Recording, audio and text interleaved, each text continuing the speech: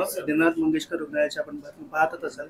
काल सरकारच्या वतीने त्यांना क्लीन चिट देण्यात आलेली आहे. काय वाटतं? जी अपेक्षा होती दुर्दैवाने ती सत्य ठरली. आम्ही सातत्यानं आरोप करत होतो की सरकारला हे प्रकरण दडपायचं आहे आणि कारण नसताना चुकीची बाजू ते घेत आहेत.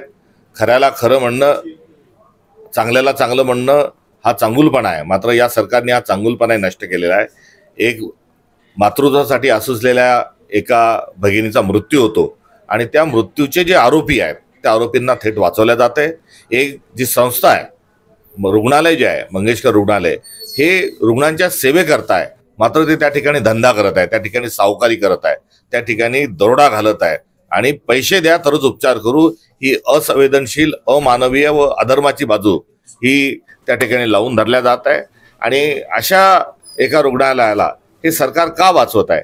डॉक्टर घैसास जे वैद्यकीय सेवेची त्यांच्याकडून अपेक्षा आहे, जेव्हा डॉक्टर माणूस होतो तेव्हा शपथ घेतो की मी रुग्णांना सेवा प्रदान करेल, मात्र ते लिहून देतात की 10 लाख रुपये पहिले जमा करा. हे काय लावलंय? आणि अशा सगळ्या कडबोळाला वाचवण्याचं काम हे देवेंद्रजी फडणवीस हे करत आहे. आणि याचा आता जो थेट पुरावा आहे हा आपल्या सगळ्यांच्या समोर आलाय. तारीख पे तारीख हे आपण ऐकलं होतं, आता रिपोर्ट की रिपोर्ट. आणि जोपर्यंत निर्दोष करणार नाही, जोपर्यंत आपण क्लीन चिट देणार नाही, तोपर्यंत आम्ही तपासण्या आणि समित्या गठीत करत राहू. हा त्याचा अर्थ आहे. सदोष मनुष्यवधाचा गुन्हा हा रुग्णालयावर, डॉक्टर घैसासवर, डॉक्टर केळकरवर दाखल झाला पाहिजे. हे जे त्या ठिकाणचं विश्वस्त मंडळ आहे, जे विश्वस्त मंडळ जे एकूण त्यांची जी असणारी नियमावली आहे त्या नियमावलीला बाजूला सारत आहे, एकूण संकेतांना बाजूला सारत आहे आणि हम करे सो कायदा ही दंडेल वृत्ती करत आहे. तिथे वारेमाप पैसे लोबाडल्या जात आहे. हे विश्वस्त मंडळ बरखास्त करावं. जिल्हाधिकाऱ्यांच्या अध्यक्षतेखाली त्या ठिकाणी दुसरं विश्वस्त मंडळ स्थापित करावं ही आमची असणारी मागणी आहे. मात्र याला सरकार जे आहे हे वाचवत आहे. आणि दुसरीकडे मंगेशकर परिवारांनी जी साधलेली चुप्पी जी आहे ही कर्कश देखील आहे, हे देखील या निमित्तानं आपल्या पुढे सांगितलं पाहिजे.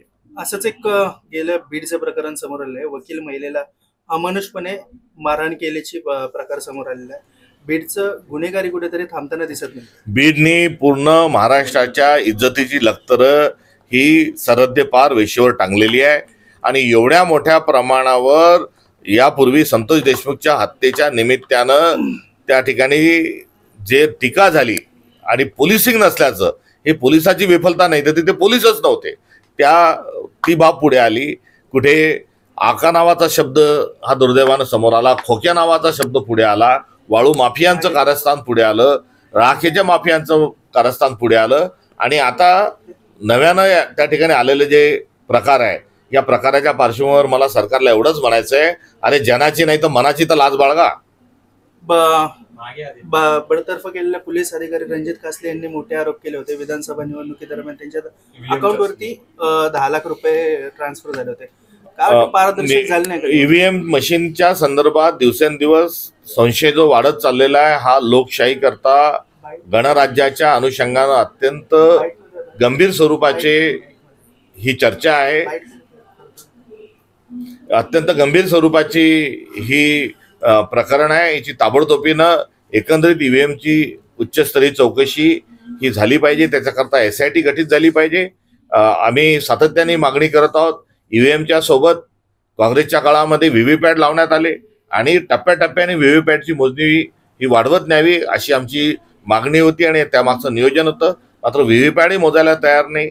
करिता आम्ही मोठ्या प्रमाणावर महाराष्ट्रातून काँग्रेस पक्षाच्या वतीनं कोर्टामध्ये रिट पिटिशनही दाखल केलेलं आहे. व्हीव्हीपॅटची मोजणी एकदा होऊन जाऊ द्या, दूध का दूध पाणी का पाणी होऊन जाईल. आता कासलेंच्या खात्यामध्ये थेट 10 लाख रुपये टाकल्या जातात, त्याची चौकशी व्हावी. आंतरराष्ट्रीय स्तरावर ज्या तुलसी गबाट ज्या आहेत त्यांनी देखील ईव्हीएम हॅक होतात हे सांगितलंय. त्यामुळे आंतरराष्ट्रीय स्तरावर देखील हे प्रकरण पुढे आलंय आणि स्थानिक स्तरावर थेट पुरावे मिळालेले आहेत. ताबडतोबीनं CBI चौकशी ईव्हीएम हॅकिंगची आणि एकंदरीत ज्या आमच्या असणाऱ्या ज्या सर्व पिटिशन आहेत त्याची ही झाली पाहिजे. आणि दुसऱ्या बाजूला जर सरकार हे करण्याकरता तयार नाही, आम्ही जेव्हा आरोप करतो तेव्हा राष्ट्रीय स्तरावर गृहमंत्री अमित शहा त्याचं उत्तर देतात, तर महाराष्ट्रामध्ये मुख्यमंत्री त्याची उत्तर देतात. हा सगळा लफाछफीचा जो कारभार चालला आहे हा आपल्या सगळ्यांच्या समोर आहे. त्यामुळे सुप्रीम कोर्टाने आता सुमोटो हे प्रकरण आज सगळ्यांमध्ये घेत असताना